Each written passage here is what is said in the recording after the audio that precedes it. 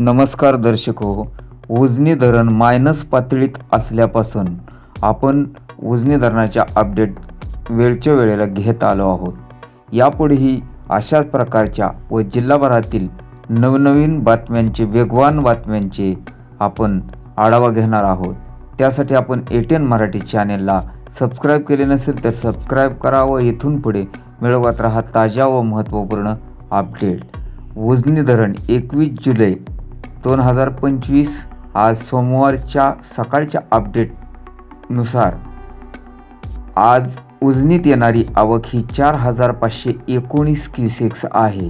तर काल सायंकाळी हीच आवक 4519 क्युसेक्स इतकीच होती. तर उजनी धरणातून भीमा नदीत पाणी बंद करण्यात आलेले आहे.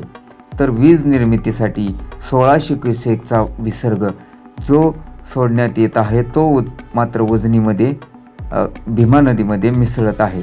तर सीनामाडा योजनेतून 180 क्युसेकचा विसर्ग सुरू असून दहेगाव उपसा सिंचन योजनेतून 80 क्युसेकचा विसर्ग सुरू आहे. तर बोगद्यातून 400 क्युसेकचा विसर्ग सुरू आहे. कॅनॉलमधून 2100 क्युसेकचा विसर्ग सुरू आहे. उजनी धरण काल सायंकाळी 94.50% होते.